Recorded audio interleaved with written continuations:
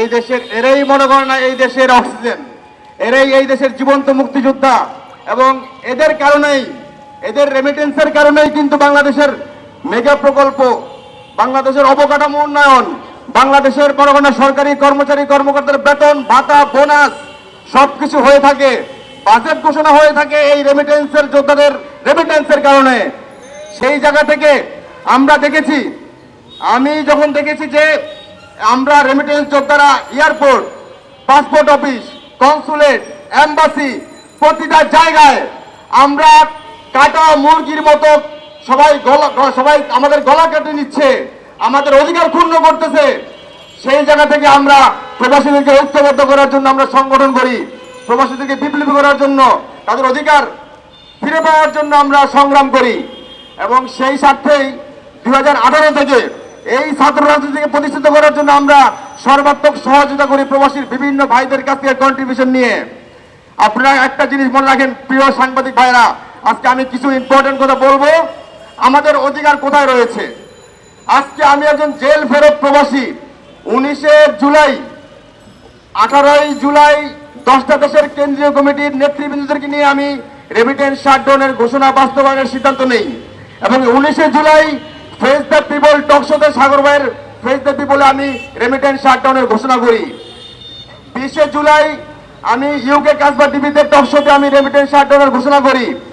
এবং 21 জুলাই আমি আমার টাইমলাইনে 3টা লাইভ করি এবং 22 জুলাই আমি গ্রেপ্তার হই। আমি আপনাদের কাছে কথা বলি, আমরা প্রবাসে 2 কোটি রেমিটেন্স যোদ্ধা, বৈধ অবৈধভাবে 2 কোটি রেমিটেন্স যোদ্ধা। প্রতিটা রেমিটেন্স যোদ্ধার পরিবারে যদি 4 জন করে সদস্য হয়, তাহলে আমরা বাংলাদেশের 18 কোটি মানুষের মধ্যে 8 কোটি রেমিটেন্স যোদ্ধা পরিবার। অথচ এই 8 কোটি রেমিটেন্স যোদ্ধা পরিবারের কোন উপদেষ্টা পদে আমাদেরকে মূল্যায়ন করা হয় নাই। আরে বাইরে নারী সংরক্ষিত আসন 50টা থেকে 100টা করতেছে, অথচ একটা শক্তিশালী রেমিটেন্স খাত গঠন করার জন্য আমাদের সংরক্ষিত আসন দেওয়া হয় না।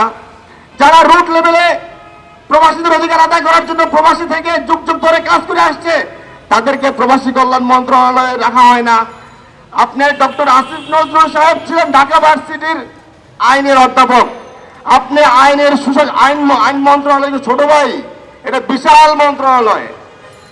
এখানে সংবিধান, পুলিশ, জেল, আর্মি, সেনাবাহিনী, নৌবাহিনী সবকিছু বিশাল বড় একটা মন্ত্রণালয়। আপনি আইন মন্ত্রণালয় নিয়ে থাকেন, আপনি আইনের অধ্যাপক, আইনের সুশাসন কায়েম করেন বাংলাদেশে।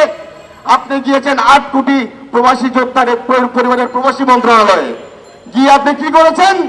আমরা যারা হাজার হাজার রেমিটেন্স যোদ্ধারা এই গণ অভ্যুত্থানের মধ্যে আমাদের নিজের উজ্জ্বল ভবিষ্যৎ ধ্বংস করে, আমাদের পরিবারের উজ্জ্বল ভবিষ্যৎ ধ্বংস করে আমরা রাস্তায় নেমে এসেছি, রেমিটেন্স শাটডাউনের ঘোষণা দিয়েছি।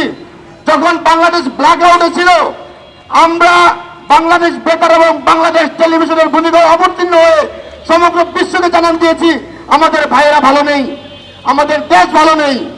এবং আমরা এই রেমিটেন্স শাটডাউনের ঘোষণা দিয়ে স্বৈরাচার হাসিনার অর্থনৈতিক চাকাকে পঙ্গু করে দিয়েছিলাম। এবং সেই কারণেই আমাদেরকে রাষ্ট্রীয় ষড়যন্ত্রের মাধ্যমে আমাদেরকে জেল খাটিয়ে আমি 12 দিন আন্ডারগ্রাউন্ড জেলে ছিলাম। আমার পরিবার দুবাইয়ের প্রতিটা পুলিশ স্টেশনে ঘুরেছে, আমার বাচ্চারা 2 বার কেঁদেছে দুবাই কনসুলেট জেনারেল বিএম জামালের দপ্তরে গিয়ে। এই জাতীয় বেঈমান বিএম জামাল সে তার নেত্রীকে খুশি করার জন্য হাজার হাজার প্রবাসীদের বলির পাঠা বানিয়েছে, তাদের পরিবারের